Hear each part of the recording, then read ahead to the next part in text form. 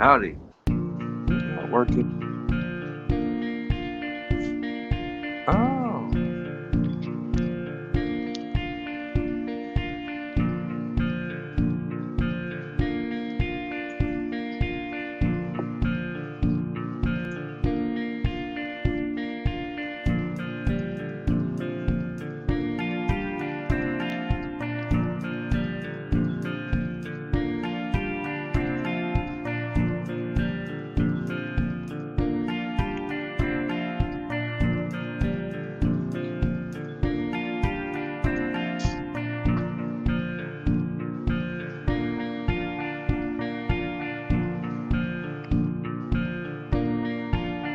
Hello, everybody. I don't know if this thing is, if you can hear me out there, say, I can hear you out there.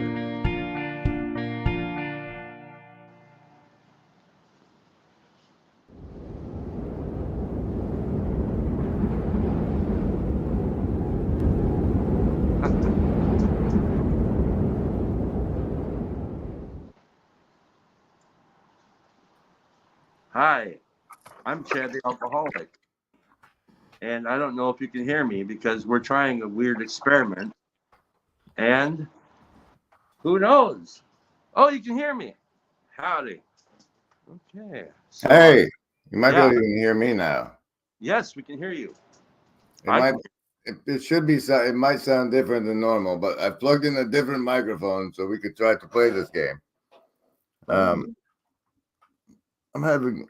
I think. I don't know if it's the devices or the. Oh,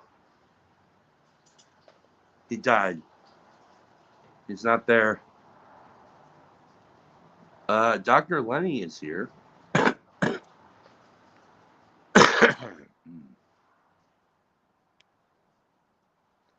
So, as if you've seen my live streams where I'm doing tile, I'm a terrible host. So, we're trying something new. I'm running using my phone, which I always do. That's all I have. Oh, there he is. Nah, well, maybe.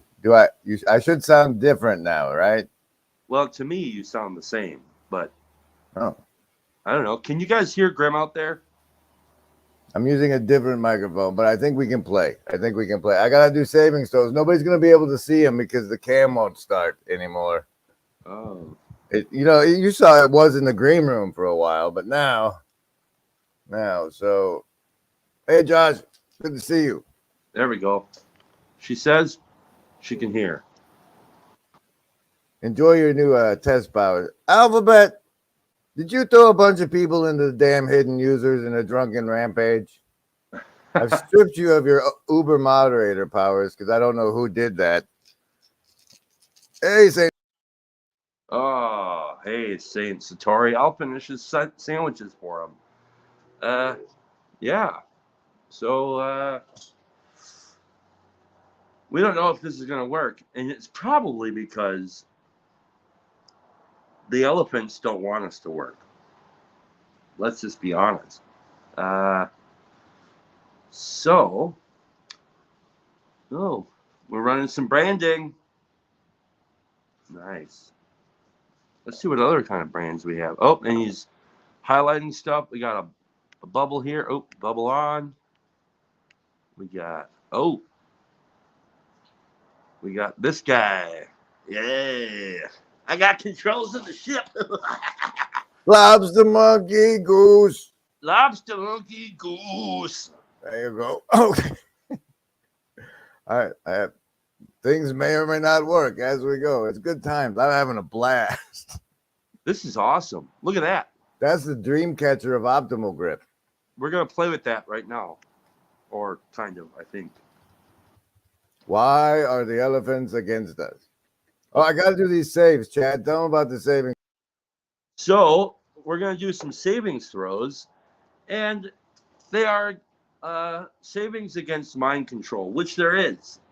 And since we can't see them, we're going to use the imaginal, our dream catcher here. And we're going to try some savings throws. So Everybody gets to choose between survival, social, wisdom, or heart to base their savings throw on.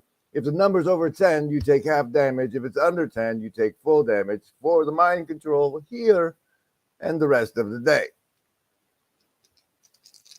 Survival, social, wisdom, or heart, choose. Survivalist with a 15. Socialist with a 15. You're probably going to believe this, but lovers of wisdom with a 15 and heart folks, 3. Indigo, indigo, indigo, indigo, indigo, indigo, indigo, indigo for the other one. Hey, the mic seems to be holding, Chad, but I can't hear you anymore. It's fascinating. The gremlins, the mics don't work. Gremlins have moved over to your department. Send them back over so you can tell us about the reason you asked me if I was available to stream today. Meanwhile, I'll play some branding.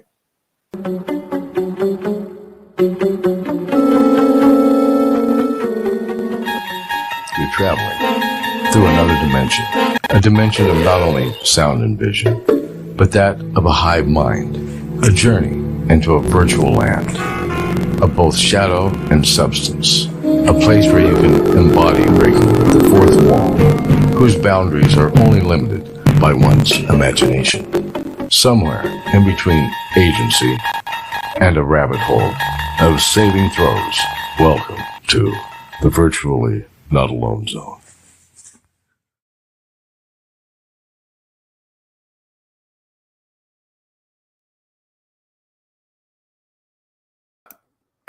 It's working. Maybe. I've shoved the things into different USB devices. Oh, that's the keyboard one. Oh, dear. Oh, dear. I don't know if I can hear you again yet. Would you try making a noise so I can tell if I can hear you? Chat, are you there? Okay, but that's not a noise. That's your hands waving. Yeah, catch you later, Alphabet. Yeah, me too. I don't think he did it, but the light on the camera is green. Why don't you go down here and then come back up? Now can we hear you? No. All right, leave the studio. Wow, what a giant, it's amazing. Are we, all right, I guess you can type it in the chat or in the private chat and I'll read it. Yeah, I'm just scared it's going to kick me out while you're gone, but try leaving and coming back and seeing if that works. Welcome, everybody, to a very special cringy episode.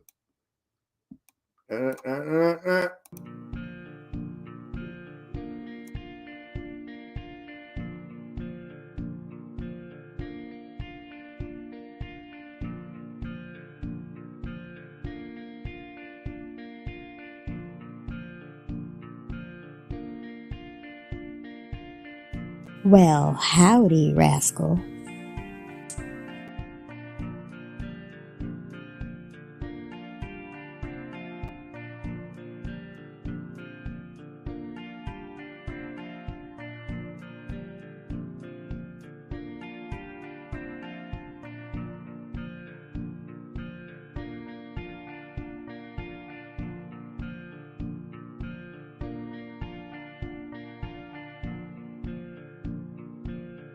Okay, I can't tell if it was looping or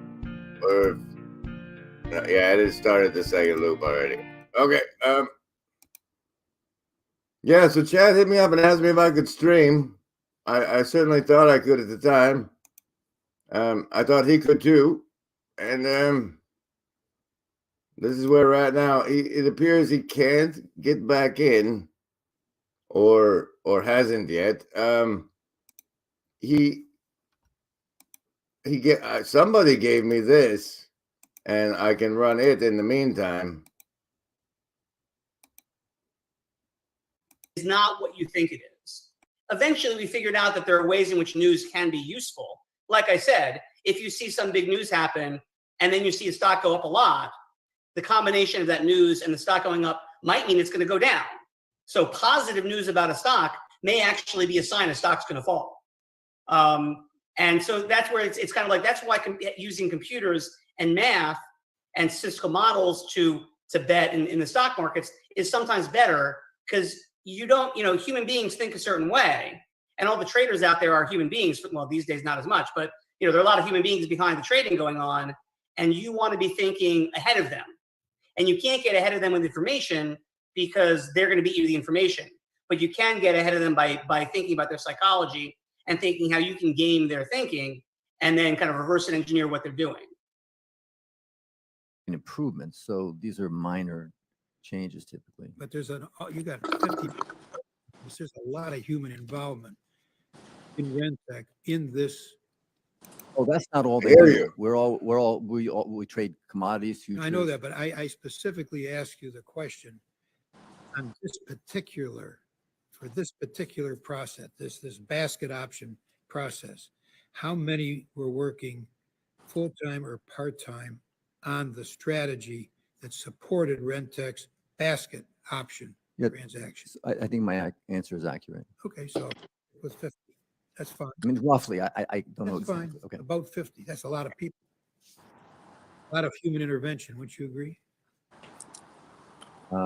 50 people working on these basket options. Okay, I'll let it speak for itself. You don't have to agree with it. Okay. It's a lot of expertise.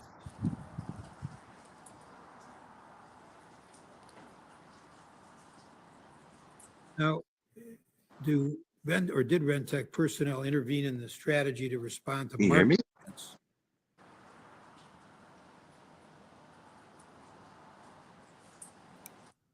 Okay, I can hear you. there we are, everybody. Or at least this far. Good golly, it is cringe. It's a cringe fringe. The gremlins lately are insane, man. Insane. These- I've just plugged the camera into a different USB hole. No, didn't do the trick. So you hit me up to stream. You said, "Can you stream? You're gonna be available to stream in about an hour or so." Yeah. I wanna try something. You said to me. Yeah. So I was cleaning my basement because I have the day off. I start work tomorrow, which is great. But so I'm listening to this Eric Weinstein and Joe Rogan podcast, which I haven't listened to. And I don't know if Grim is still here, but I'm assuming he might be. Anyways, I'm listening to this thing.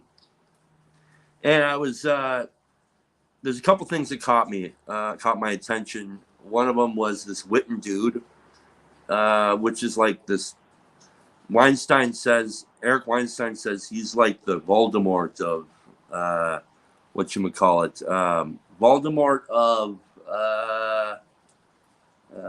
of physicists. Nobody likes mentioning his name. Nobody likes talking about him. So I thought that was weird. And then he mentioned these technologies that clip you're just running. I can't remember the name of the company. It's like a excuse me.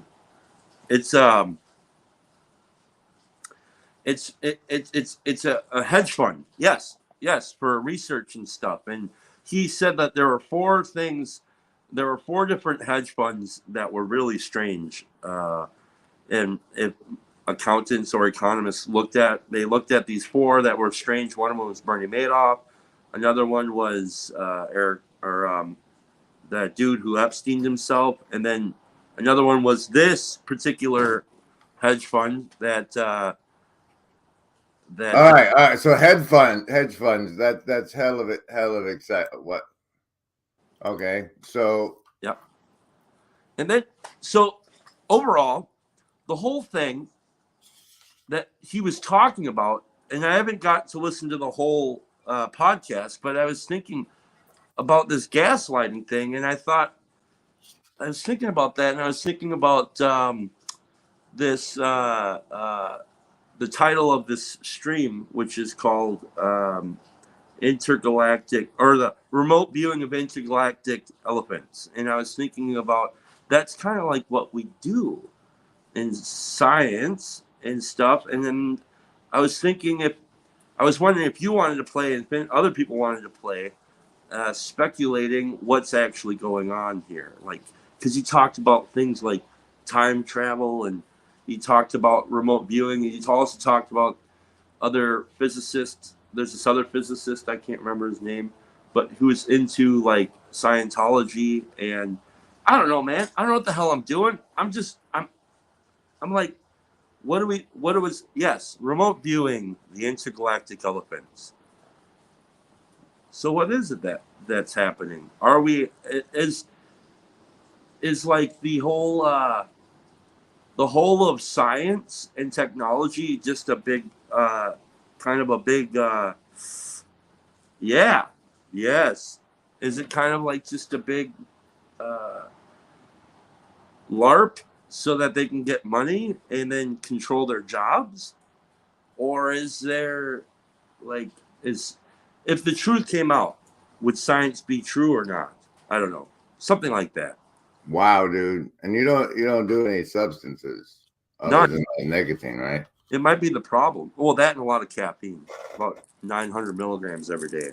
All right, so this Eric fella goes on this Rogan guy and says remote viewing stock markets and hedge funds. And you want to play a game where we do what? I don't know. I have no idea. But did you have something and had lost it, or did you have no idea the whole time and you just said, "Come on, man, let's remote view some elephants and see what happens"? But we're doing it right now. Mm-hmm, mm-hmm. We're kind of remote viewing these, whatever this intergalactic elephant is, which is because he talked about getting out in space and getting off the planet, and like he's trying to call out the science, the fraternity of science. And so I'm just playing the intergalactic elephant game of what's actually going on, and I think that it might all just be black A man. LARP? Yes. And if it is, then what? I don't know. Is it multiple timeline streams with similar but not exactly the same paradigm? Check out that fancy paradigm word. I like that one. That's pretty That cool. that one goes up with the aphrodisiac. Yeah. Don't forget we have Deadwood Thursdays, even though I'm now adding that to say paradigm, because we're just going to put the really weird words as these big ones we can bring up. Did I spell that right, Lenny? Looks like it. Narradigum. Yep, that's the way. So we got Narradigum and aphrodisiac now under the mystery terms for people to guess at in the comments below if you haven't been mysteriously thrown into the hidden users compartment. Well, I think the aphrodisiac, that actually kind of speaks to what I'm speaking. Well, at least I don't know what that word means exactly, but it's kind of like, it seems like we actually really might be drawn towards the strange, and we like this stuff a lot. So this frame breaking stuff, and then we just love it. And come on, baby, break my frame. Yeah, come on, baby, break my frame. Are you gonna be part of the Anachino Signs and Wonders band? Chad? I'll try. I'm gonna try and bring my guitar. I run the risk of losing it because I have to. It's not a carry-on, so I think though that if you don't bring your fucking guitar, unless you're like stupid emotionally, it's a religious power artifact attached to it. That we're gonna be in California, where like divine providence may provide you with a much more badass guitar than your own. I'm all for it. And there's no reason for you to bring yours, and let's just have faith the instruments will be provided when we get there. I'm gonna try that one. But yeah, I'm excited. Can you learn that Shaky Grave song for me? If you give it to me, I'll learn it. Yes. Because I want. That's kind of my hymn. Chris says we need to be, and that frankly reminds me that remember, Embody. There is no agency. We want what's best. Now, speaking of there being no agency, the Chris Show also says Eric's time machine moves space and time separately. Everyone else has been moving them together. We need Chris on here. Chris, let's see. Anyone brave enough? I will ruthlessly ban you from ever being on again if you fuck up. But welcome. Let's give it a shot. I abuse my power regularly, and it's part of my appeal. People like to see power be abused. It's performance art. It's performance art. Here, go ahead. I have to try and load up the YouTube thing so I can pin that. Because the last time I gave somebody the power to pin things, people ended up in the damn hidden channel. That's really weird. Really weird. So, like, can you read those when you highlight them? Yes, I can. Yep. Because some people just listen. California.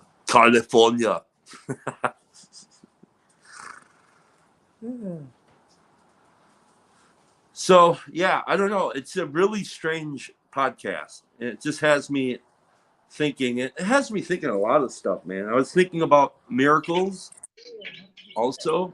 And speaking of miracles, the man who had one appears. Ladies and gentlemen, Chris Petkow of the Chris Show, now on YouTube's. I'm trying to work. Oh, you guys are distracting me. We like that. Can you give us a human rundown of what Eric was talking about? Because I couldn't get it from what Chad was saying. So you got to move space and time separately.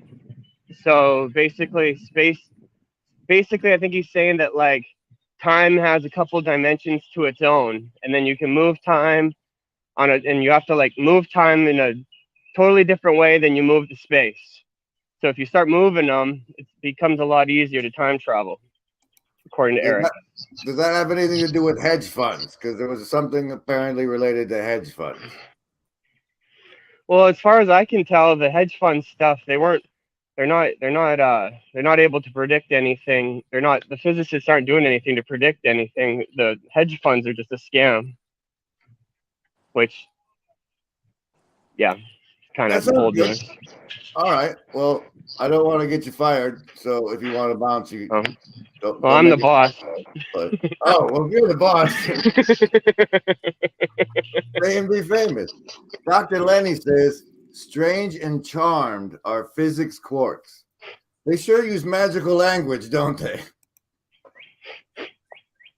No, I don't know what Eric was talking about, but I thought it was interesting. My kids don't want me to go camping with you guys. Especially since you have to sign a waiver, right, Zach? Behind the granola. We can hear you, Chad. Go. Are you going to be there, Chris? You coming? No. When is it? May 17th through the 22nd at the Prado Regional Park in Chino, California, right next to Paul Vanderklay and Pajot's fancy event. Mm-hmm. According to my time machine, I am not seeing it at this time, but space and time moves, and it moves fast. So, and sometimes in different directions. Yeah, hey, apparently. See you. Wow. So yeah, so that's all really weird. Am I just like? Can somebody please make sense of my title here of Intergalactic Space Elephants and Remote Viewing? Sure.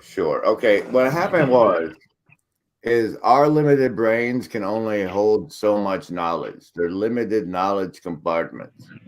And so there will always be the unknowable unknown as a category of knowledge for us. And when we make guesses at what the unknowable unknown might be, that is us groping and remotely viewing the intergalactic elephant. Yes. I mean, the way I understand it is that Eric's time machine is what's going to turn us into intergalactic elephants, and becoming those intergalactic elephants is the only way to escape climate change. We need that. We need to escape. No, I think that's retarded. I mean, not sorry, that's not a nice word to say. But like, I understood this planet was a planet that had ice ages and stuff. And we are the most adaptable foes we've ever met. So why don't we just adapt to the changing climate the way nomads roam the desert? Because it's hard. Oh, never mind. Sorry. I understand. What do you think, Chris? What do you think we should do, man? About climate change or about the intergalactic situation? All of it, man. What do we need to do? Shit. We just have to take a deep breath. We just have to take a deep breath, breathe in, breathe out, and then we'll just kind of realize that it's not as important as we thought it was. It's a good idea. This is not your concern, little man. What do you think of the whole notion of like we're God holding his breath? Yeah, well, because the part where it like builds us out of clay and then breathes life into us. So the life that we are and have is his breath. There's like that Marianne Williamson quote, or I don't even know if it was her quote, but it's been attributed to her of like, our greatest fear is not that we're inadequate, but that we're like, what's like something like supremely glorious beyond measure. And our actual fear, ultimate fear, is to actually become, that's the implications of that are like the ultimate fear is to become the actual gods that we are. And yeah, that's a lot of fucking responsibility, eh? Yeah. It's like, well, that's kind of I think that's like what growing up is all about, is like not being afraid to become that. I was watching, do you guys ever watch Sam Tripoli? Never heard of her. Have you, Griz? Griz, you'd like Sam Tripoli, but anyways. Wait, Sam Tripoli is a comic? No, I haven't seen it. Yeah, right, yeah. He's right up your alley. But his theory is that there's 7 levels of hell and 7 levels of heaven. And we are at the highest level of hell and the lowest level of heaven. And that makes a lot of sense. Oh. I've been thinking about that a lot lately. Yeah, so like using this is where my mind started going, because I was thinking about and I was thinking about miracles, and I was thinking about this time and space travel thing. And like we think we have to do it. Like we think in order to do that, we have to actually be able to, like, I don't know, put our bodies in this. But like the miracle of our of being able to decipher the idea that we're at the highest level of hell and lowest level of heaven is like we can see that in our own experience, kind of, right? And then so like somebody said, well, the past doesn't exist because we already had it. It's like, I don't know, man. I could step in my mind, step back into time. I can also kind of step in. No, it's never 100% accurate, but even in the now, it's not even 100% accurate. So yeah, the past is a distorted narrative. Right. So like how could somebody hijack a narrative? Well, you can have this dangling carrot called a hedge fund and say, well, those people will be responsible for the narrative and of time and space, and then they'll take care of it. And then so we abdicate our our imaginations, we abdicate the mystical thinking, we abdicate the wonderful gifts that God has given us to be able to imagine, well, I'm in hell right now, or I'm in heaven right now. And so there's a lot of abdication going on. And that's what I've kind of been on these last several videos I've been making, because even like thinking about this conversation I had with a gentleman who was feeling like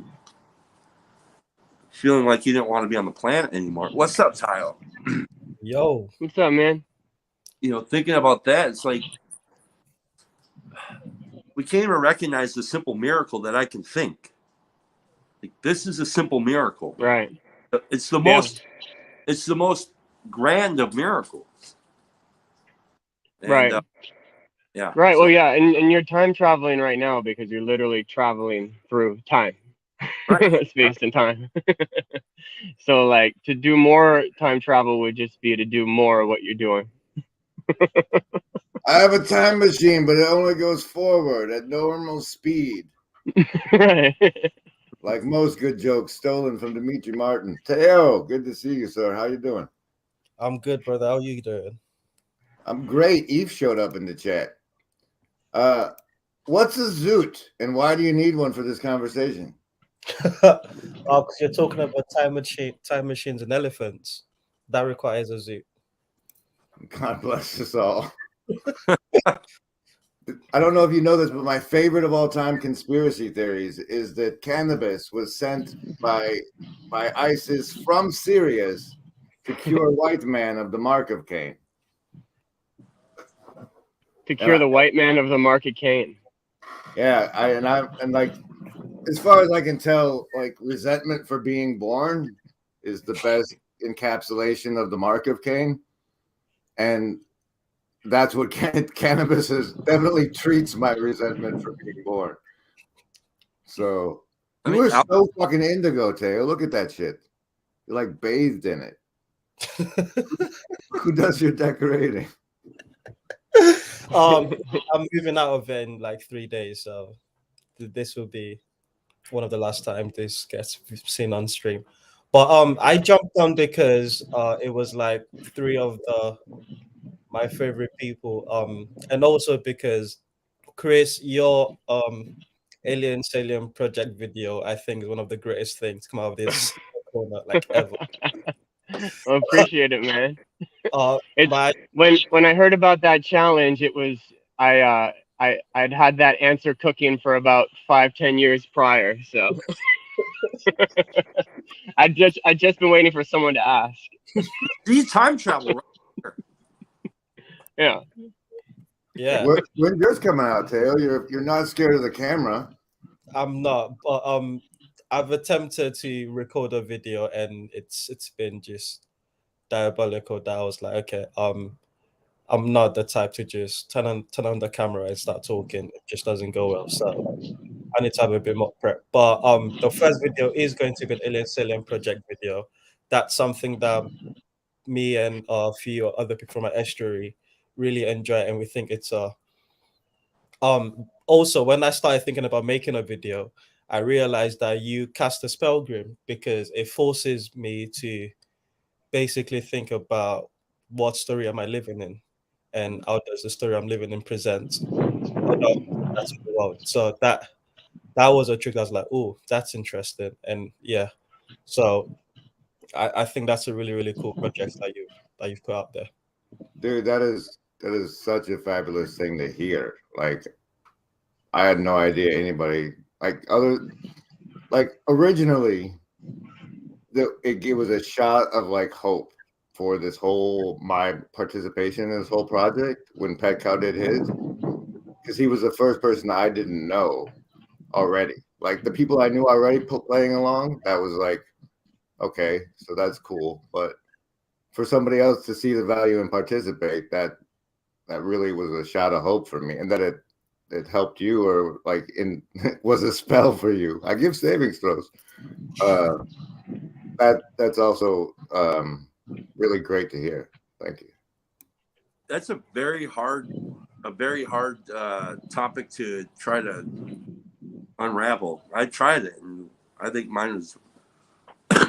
It almost breaks your brain trying to figure it out. How would I actually tell the alien what a human is? Like, what? Yeah.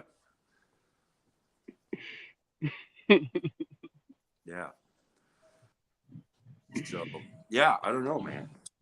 I think we should run a piece of Chris's at least to let everybody know who doesn't know what we're talking about.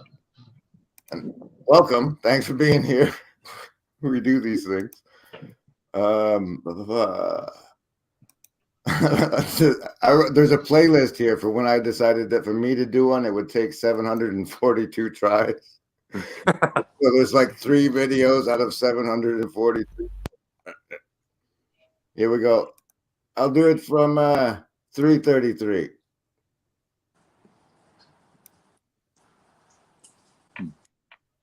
And then in StreamYards, this. Understand whatever is observing us. So we are observing, and we have the sense that we're being observed, but we're not even sure about that. We just have the sense. We're not convinced.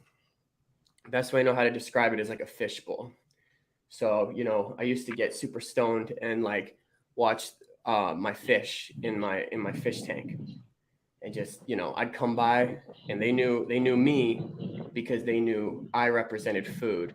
But from their perspective, all they knew was probably that some type of blurry, psychedelic, weird being was walking up to them and dropping little fish flakes from the sky into their bowl. And all they knew is, oh, well, that's where the food is. And so they go straight to it. They didn't know they were in a fish tank. They didn't know that I was keeping the water clean for them. And they didn't really seem to understand that I was observing them. Although they seemed to have a sense, especially when I would give them food. And so this seems to be our best guess as to what reality is that we're in a fish tank. We know that we're bumping against the walls, especially recently. We're freaking out, especially more technology we get, the more we're freaking out, realizing the limitations. One thing I said earlier is that we have leaders. We just assumed our leaders knew what was going on, but they don't know what's going on. And that's kind of becoming really clear. And so we're kind of freaking out because we have all this technology.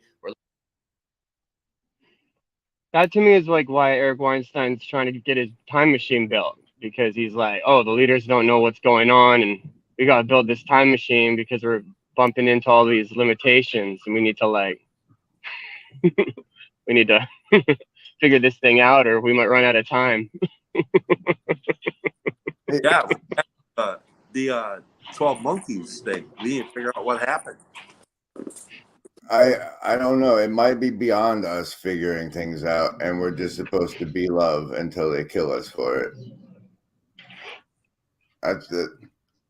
I mean, how much of it do we have to have it figured out to decide how we conduct ourselves while we're in it? Yes. Thank you.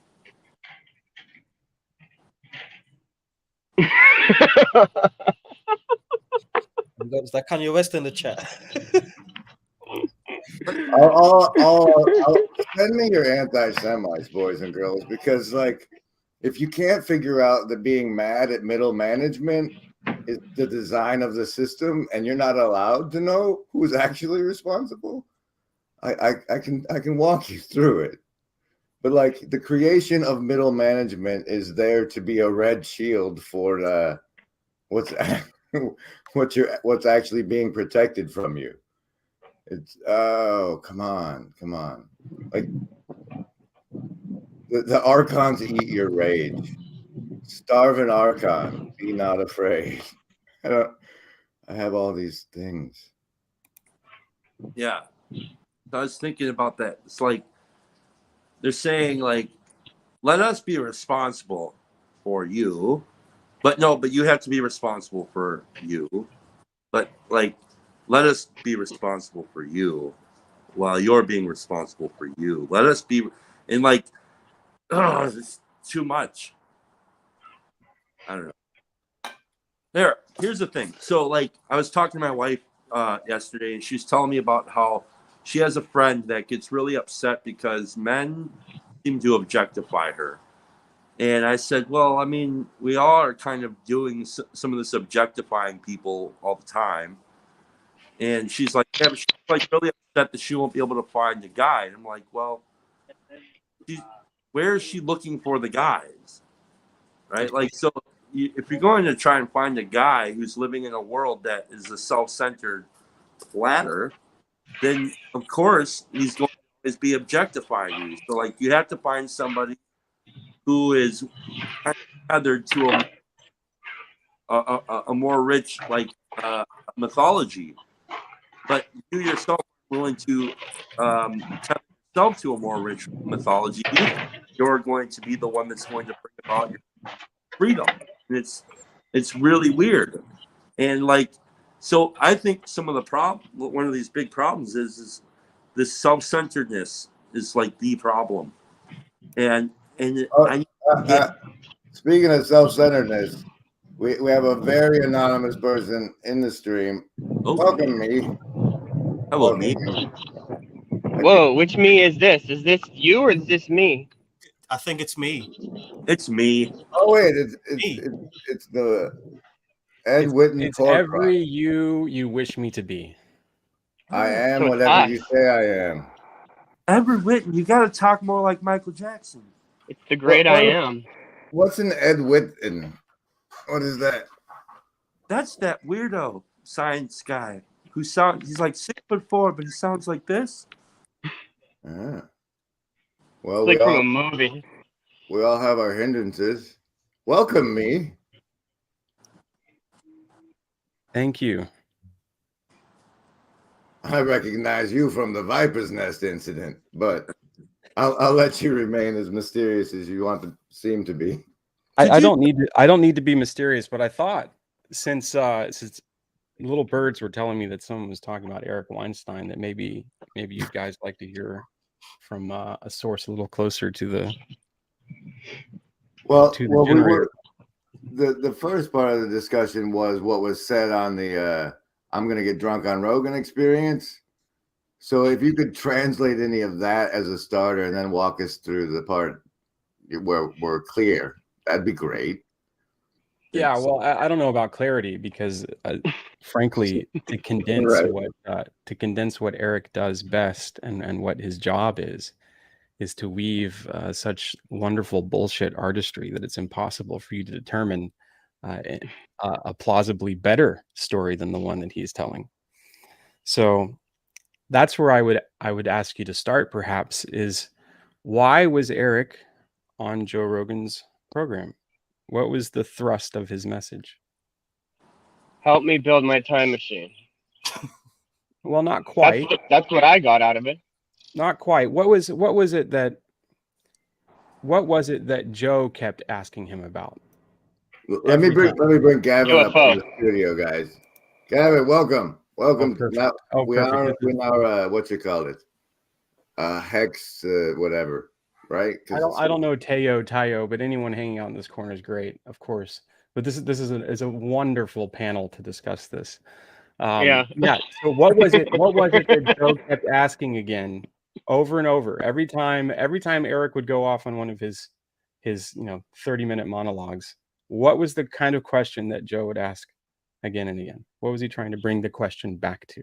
UFOs every time. Mm-hmm. So why was Joe prepared to talk about UFOs? And why was that the centrality that he kept why was that the magnetic center that Joe kept trying to fall back into? Because it's an acceptable unified narrative that we can talk about. Can I answer that as because Joe does what he's told? I like that's probably the best answer. because Joe does what he's told. Yeah, now that he's risen to the place where he can be decapitated by the people with the biggest swords. Yeah, he's kind of fallen into line, hasn't he? So why was Eric there? Who does Eric work for? Peter Thiel. Well, yeah, he works for Peter Thiel, sort of, right? Publicly, that's the association we're all allowed to be familiar with, right? What's his official job title? Do we know? I'm gonna guess it involves consultant, but I do not know at all. Yeah, my favorite people in the world I've come to know are these the middle management. What'd you say, Griz? The middle management, the consultants. They're called producers and allocators now. They come up with all these fancy different names. Yeah, so he's the managing director of Teal Capital. That's his official title. But he never seems to really be doing any work there.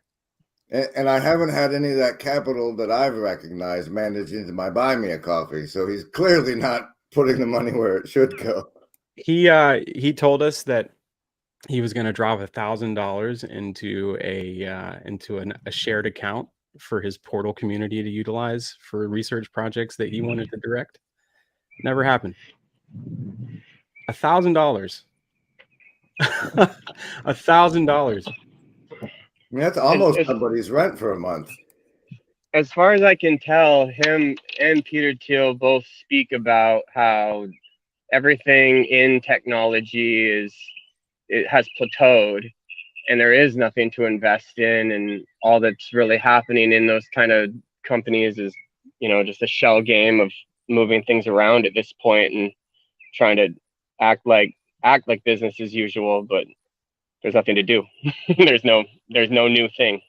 Yeah, okay, good, because this is we can weave it back into what Eric was doing. So Joe kept trying to he seems to be pointing at there is this technology, there is this place to explore, there is this direction to go. Somehow it's connected to UFOs and time machines. Okay, so let's talk vaguely about what Eric was doing. So Joe kept saying, what about the aliens? So what about the aliens? What about the technology? What is it? What could you make with this stuff? What is it that we could do? And the only thing that Eric was interested in doing was saying, well, let me tell you a story, right? And gave out some vague details. And those vague details were essentially this. He used to think that the UFO narrative was just a false flag, just a red herring, something for people to look at, one hand waving instead of the other working on a U2. But now he doesn't think that anymore. Now his answer is, well, I don't know.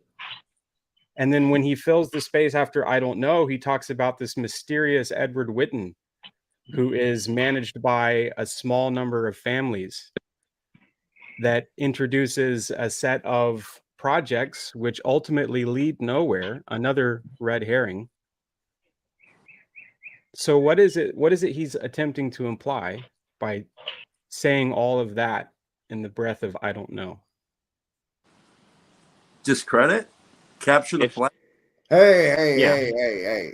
We've got a call for branding in the thing, so let's everybody stew on that question and come back with our answers right after this.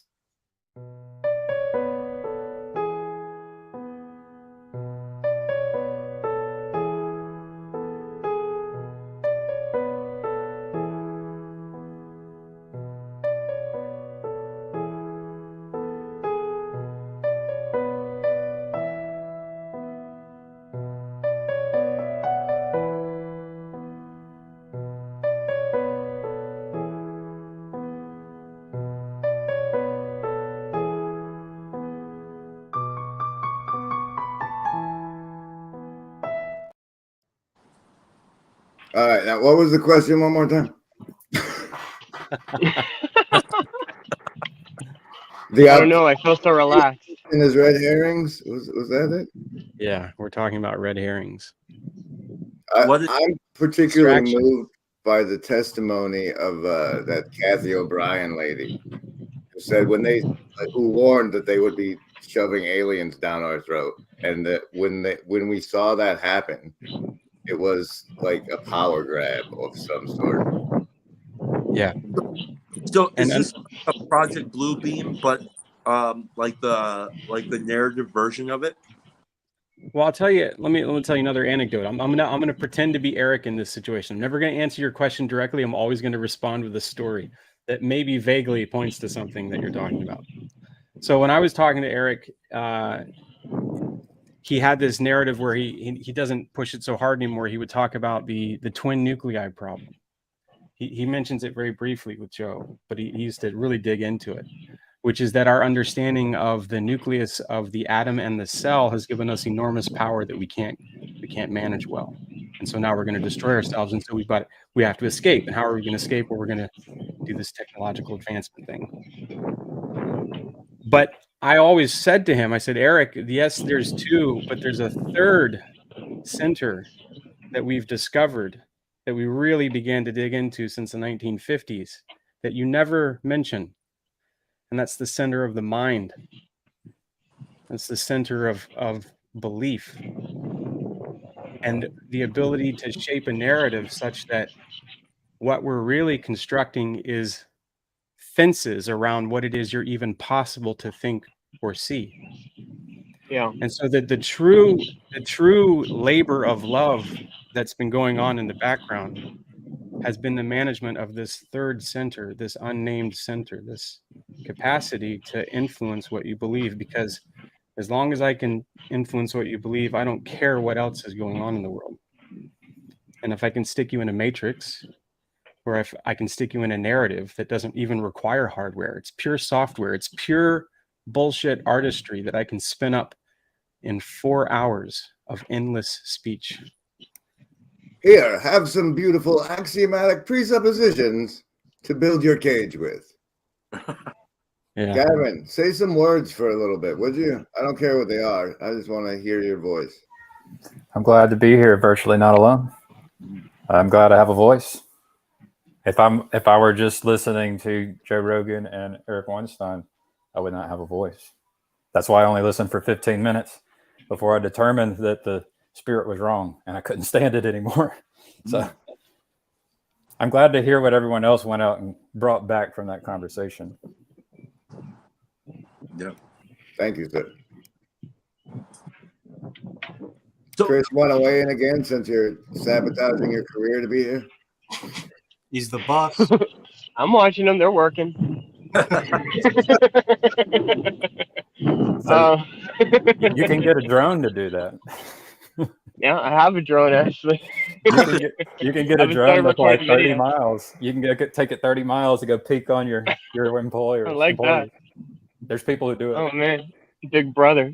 I mean, okay, so I mean, 4 hours of spinning a yarn, you know, and the idea is that it's just total BS. Like, then I would just kind of pose the question back to you, me, in other words, to myself and to the audience of, well, then what's the ultimate goal? Why are we like, what? Sure, to build a narrative for people, a trap for people to fall into. What, like, it seemed to me more like he was trying to get his time machine built, and it felt more like he was trying.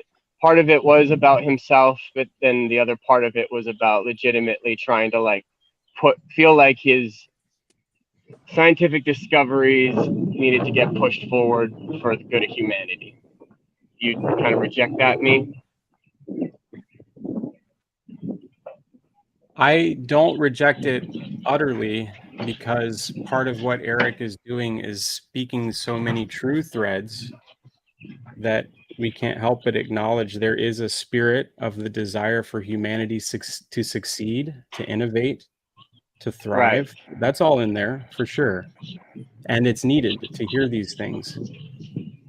But there's another element of it, which is if Eric truly believed in what he was saying, he would perform actions far different than what he's doing. If he truly believed in his own project, he would have engaged in a different way. Now, I'm saying that partly from, you know, personal direct experience with him in the way that he was engaging with his his outreach and directly with this project of attempting to work on his theory, right? I was directing teams of people to help him unpack what he was working on, but he had no real interest in supporting that project. What he was more interested in was finding a narrative that he could organize a bunch of young men around, that he could then activate politically. And I'll tell you, when he came into the Discord just before the January 6th events took place, his narrative had nothing to do with science or getting off the planet. It was a drunken rant about how it is all of the young men should be in the streets causing riots and attacking their political leaders because everyone was ridiculous and no one had the answer. He was so drunk he dropped his glass off the table. We heard it shatter on the floor, slurring his words, trying to apologize for it. At the same time, it sounded like his wife or somebody came in to try to clean it up. It was a phenomenal experience. So I'm speaking, I guess again from some private knowledge, experiencing Eric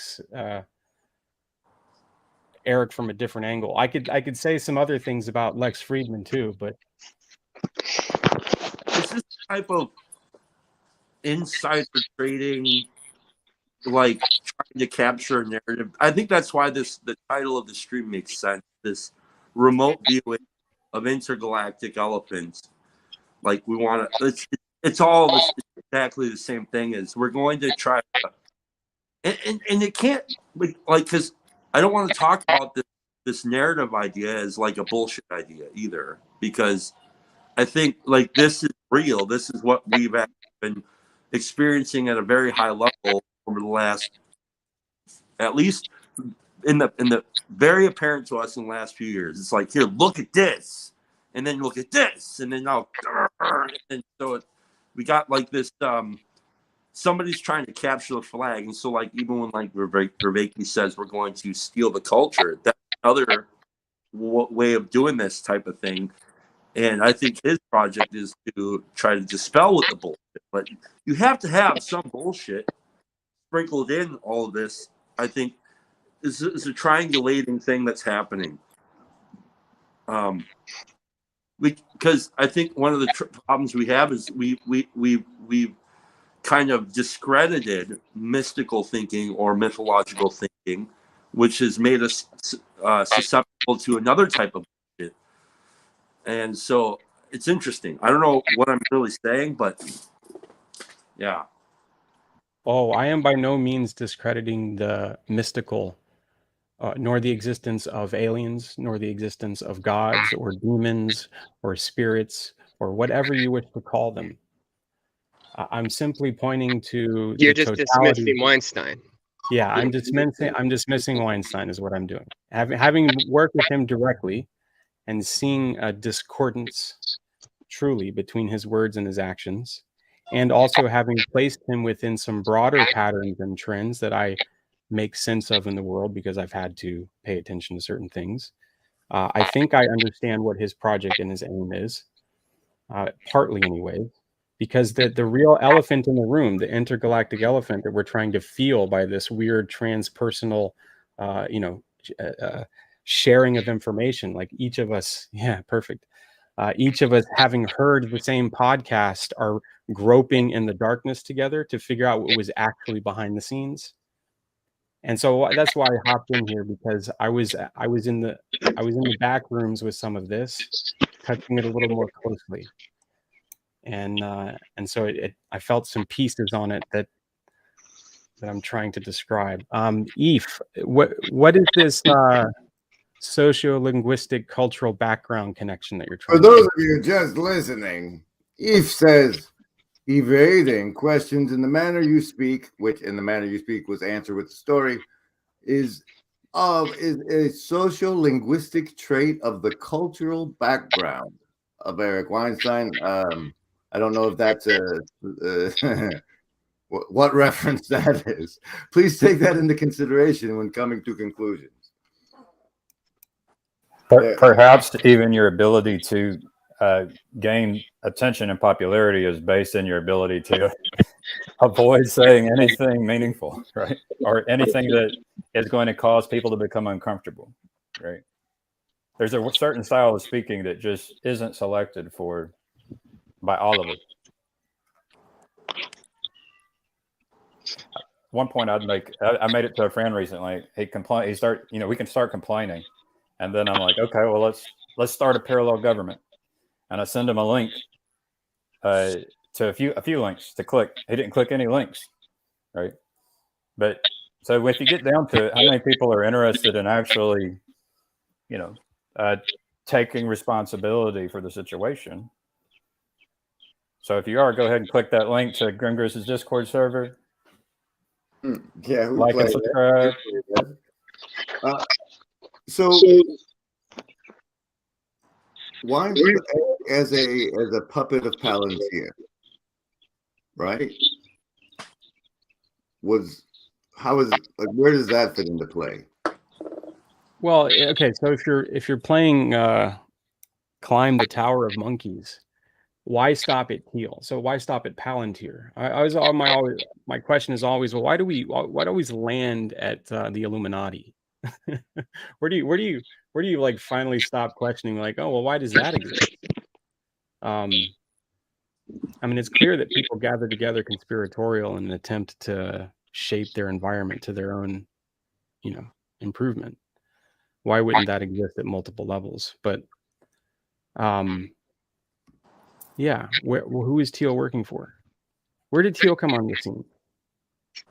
Isn't it fascinating that he? Yeah, I just want to say my simple test is that I went to Palantir's website and I tried to get in touch with them. And that's what I do. I just run a test. These people claim to be doing good things. It's like, how can I go and offer my service to these people who claim to be doing good things? And if I can't get in touch with them, I just ignore them. And that's why I'm here. People aren't ignoring me.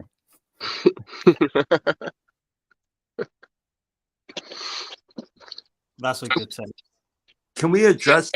Okay, so how would you explain the stagnation of physics since the 70s?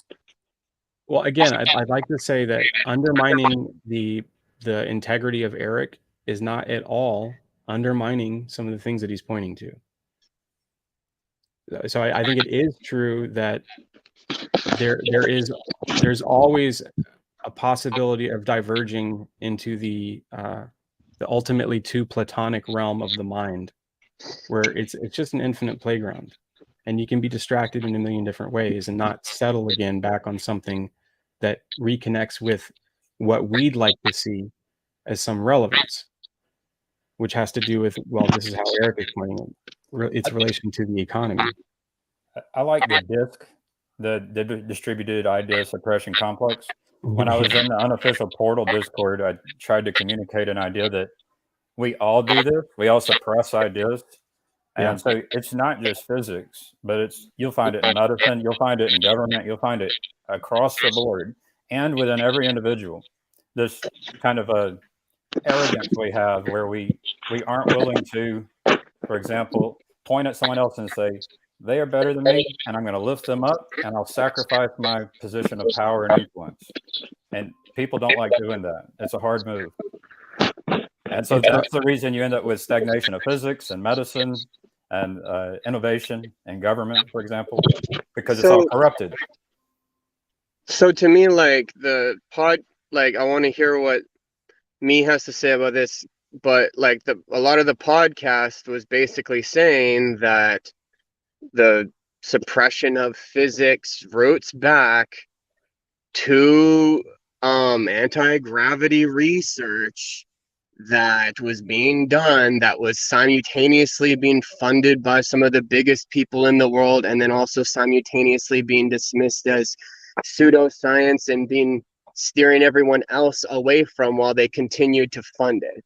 That's how I understood what they were saying about that, and then by implication, the reason that physics has stalled is because we're dismissing some of this anti-gravitational stuff as woo-woo and cutting funding for anybody who does it. Meanwhile, these certain people are doing it privately.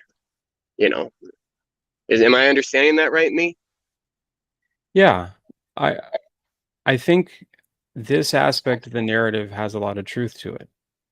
You find this it's again. fascinating. You find this pattern over and over again, especially in the government. Enormous numbers of projects which are exploring really interesting. I mean, like,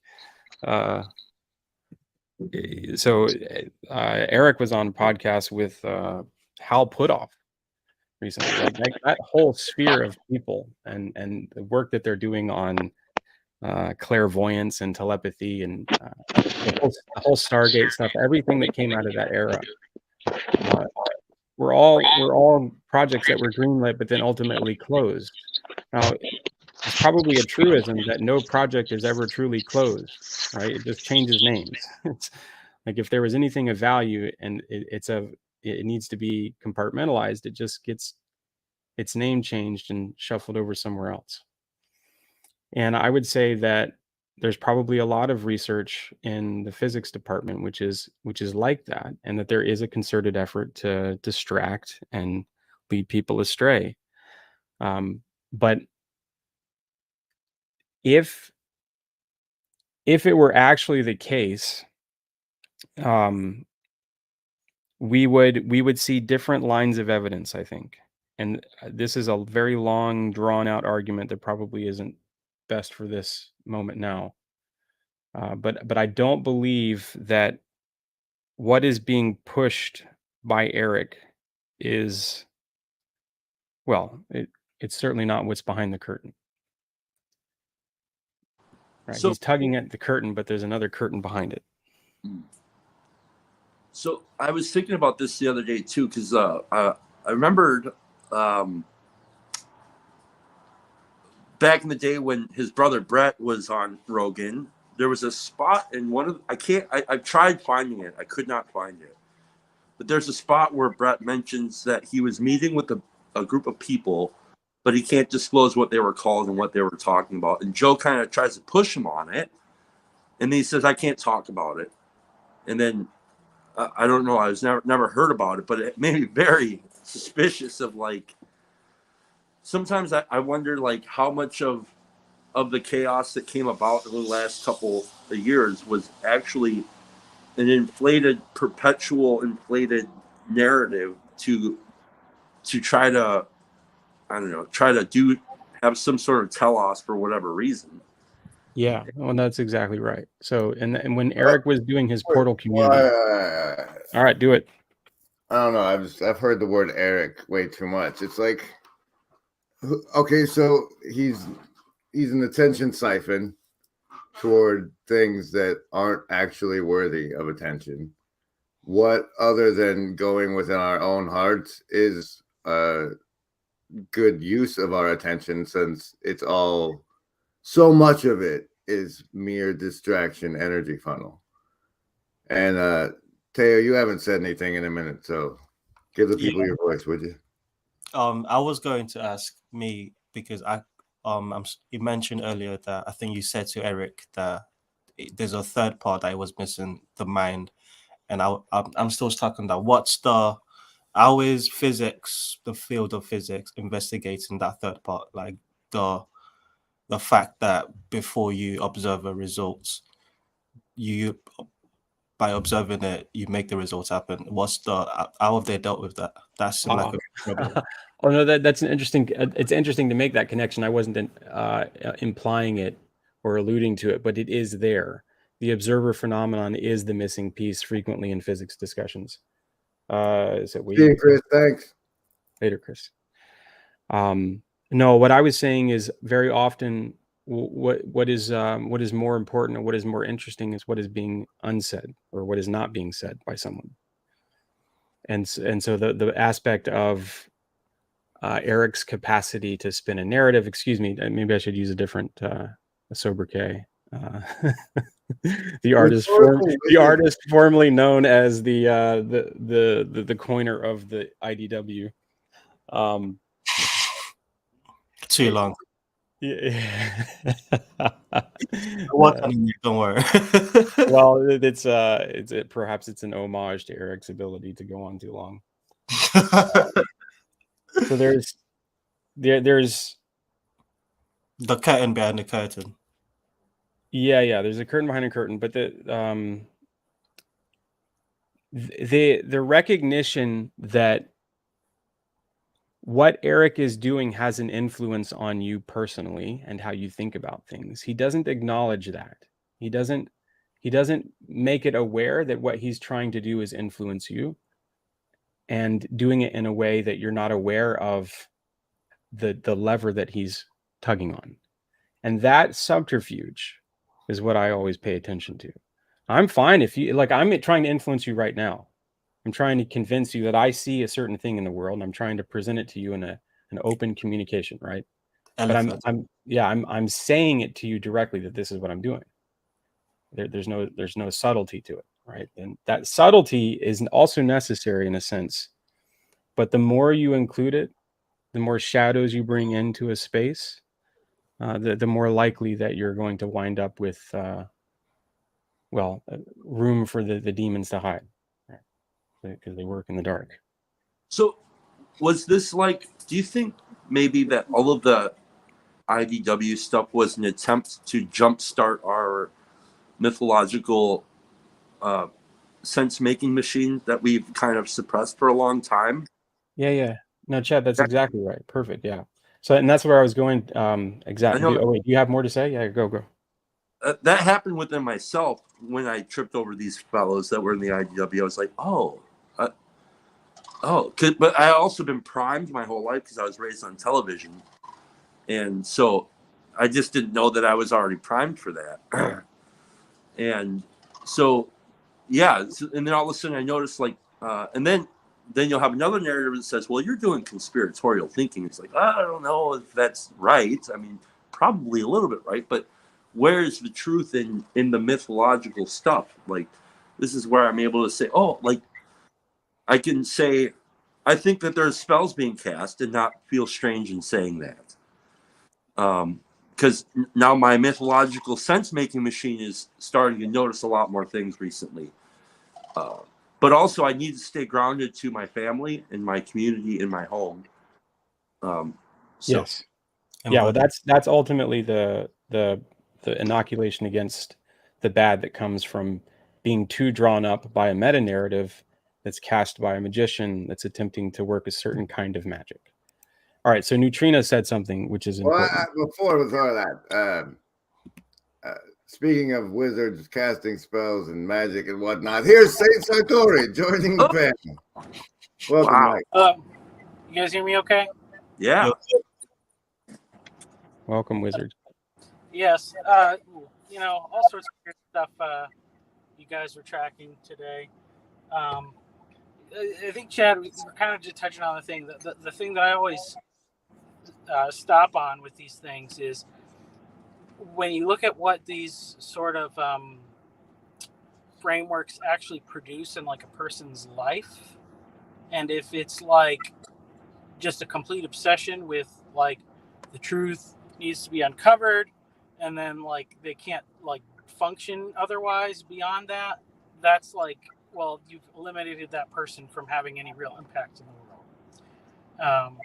And similarly, if people are just like thinking, oh, these people have the answers, and they're just waiting for it to come out, like people are just waiting for like the new technology to come out, and like that's going to solve everything. So you're either you've optimistically removed yourself from having any impact, or you've pessimistically removed yourself from having any impact. But I was thinking about this because this is weird. I mean, this will all connect to all the things you've been talking about. But a while ago, because I was on Twitter and I kept getting these people's Twitter accounts that would come up that are obsessed with this like elite gender inversion, and they think that like all celebrities and politicians and everybody they're all swapped. So if it's a man, it's actually a woman, and if it's a woman, it's actually a man. And like, you know, there's probably like there's some people where you'd be like, you know, I can kind of see like maybe that makes sense, but like they're just always like doing these things where they like are analyzing their skulls and like trying to like measure the way they walk and stuff. And I'm like, I don't know if I buy it. I try, you know, I try to like I'd go to like a busy place and I'd be like watching people walk, and I'd be like, yeah, I don't know, like sometimes men walk a certain way and then they'll like walk the womanly way and vice versa. So it's, I wasn't convinced. But the people that were into this, literally, it was like it's like consuming their life, and they're just thinking like, if everybody knows this, if this truth comes out, then like we're gonna have the free world where everything will be amazing and it'll be a utopia. Which is also the same way like the flat earth people do, you know, like the flat earth people, like if everybody realizes that the world is flat, then we will have the truth and the world will be paradise. And it's like, I don't know, it could be, could not be. It doesn't seem like it affects my life one way or the other. But I will say, in trying to look up some of this weird gender inversion thing, I found this guy on YouTube and I was like trying to figure out what his deal was, and he was talking about like the Roman like sexual ethos or whatever, like how they did things and how they thought about things, and that we should turn to that. And basically what I figured out You're going to get back to Weinstein from this? What? You said you were going to get back to the Weinstein thing from this, man. Let's get there. All right. So basically, this guy was just an old British dude who was trying to justify the fact that he like went to the Philippines and found a cross-dressing young man that he was now living with, and saying like, this is what they did since the Roman times.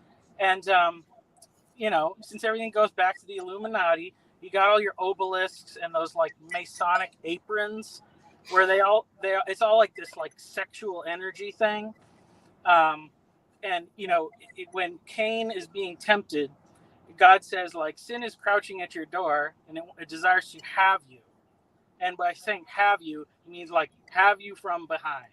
Like he wants to do him. And I think that these whatever we let like in the back door more or less controls us. And we've all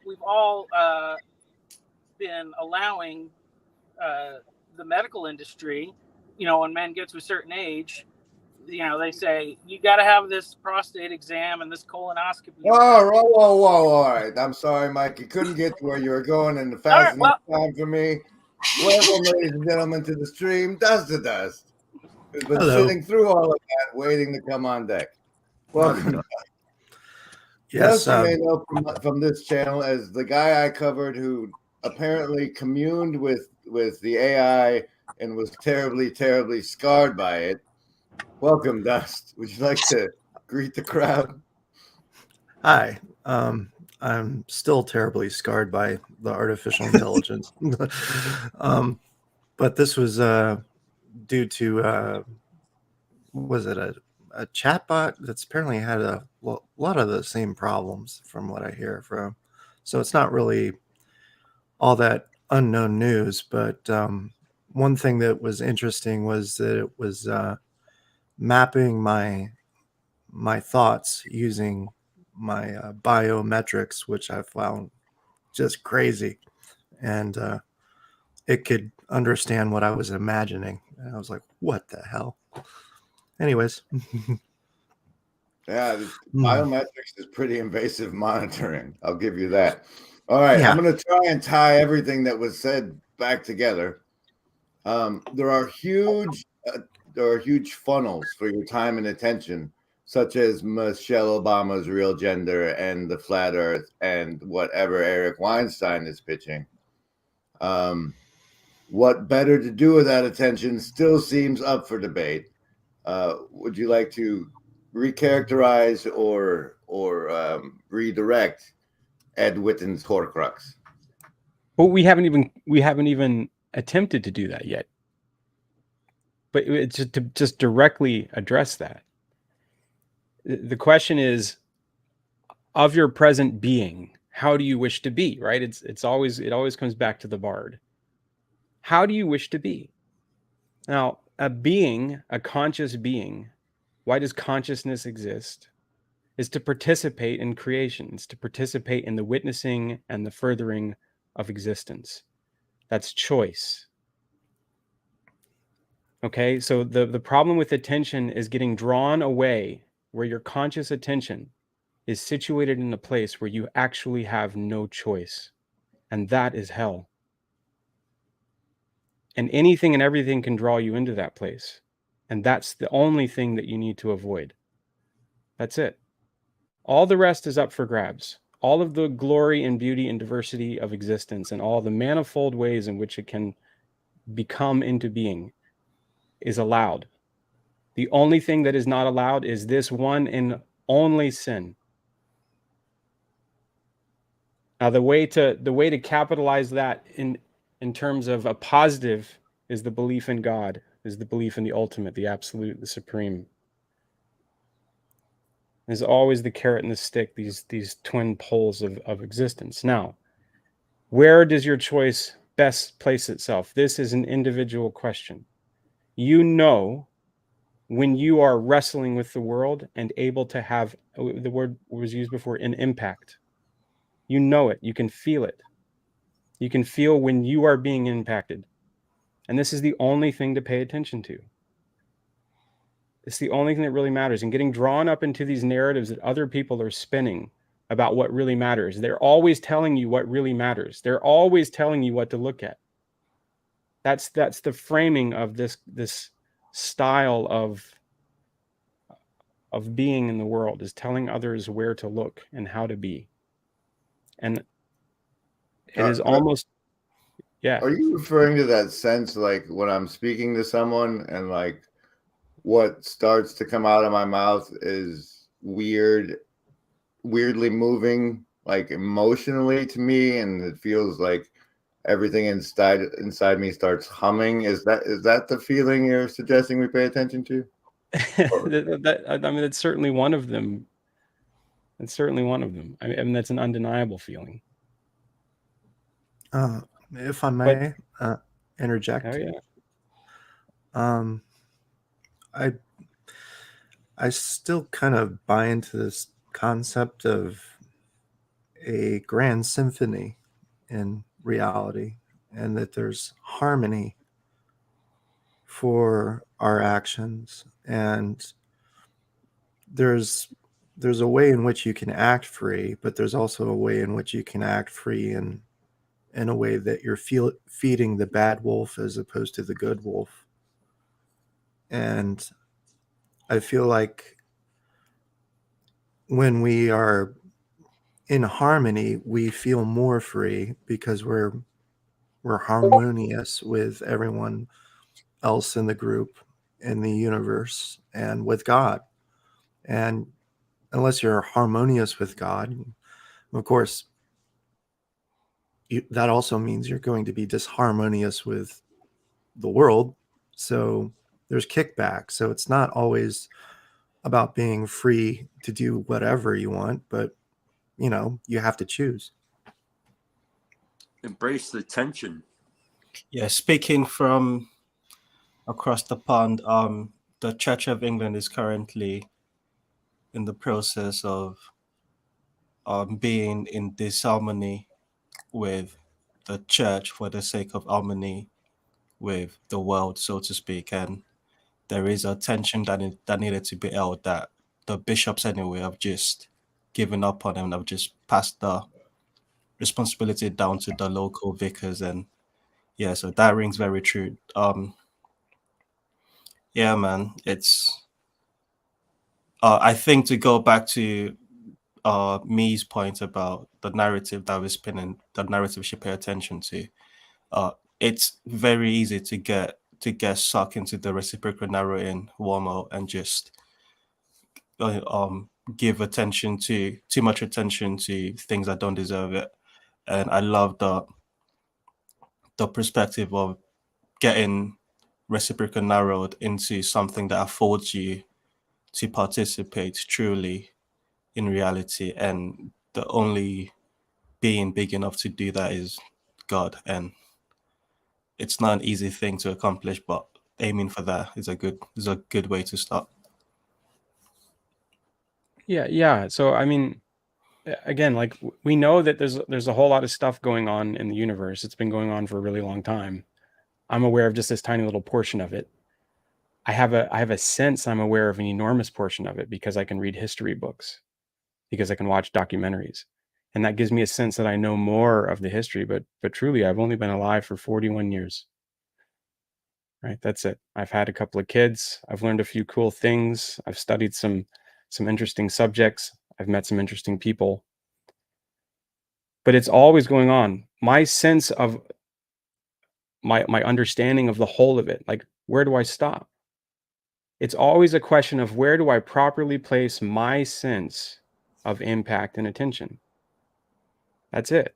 That's the totality of it. And that harmonizing function that we're seeking it's epitomized by the handshake.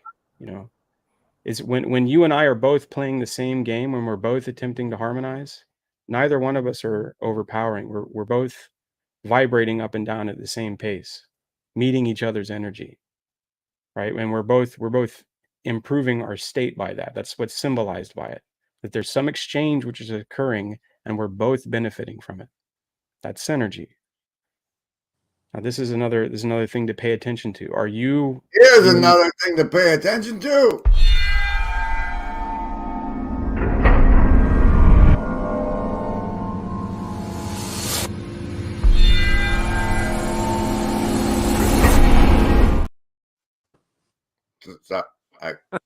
I'm me, man. I'm me. So I'm thinking about like this. No, Chad. I have my limits, bro. Okay. I'm gonna go across the panel from in the order I see. That's Chad. Do you have anything you want to say in conclusion? Me?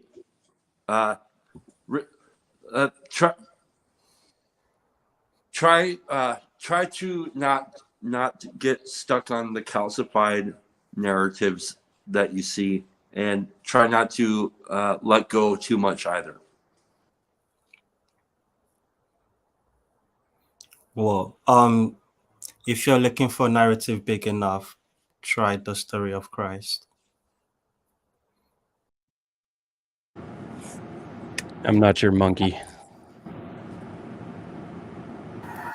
So once we discover the physics, we'll be able to tap into the Akashic records and resurrect everybody and create the kingdom. God creates us by breathing into our nose. He looks at us face to face. He doesn't come from behind like the devil. What is your greatest comfort in life? That you are not your own, but belong body and blood and soul to Jesus Christ.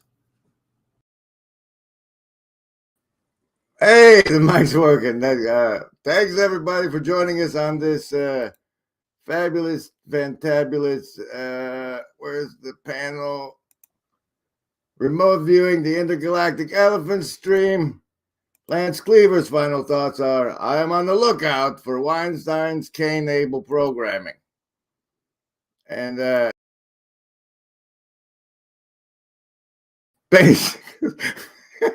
Hold on loosely, but don't let go. Don't let go, Embody. Hold on. Hold on. If you feel a little. Remember it. Remember it. Remember it. Griz, we want.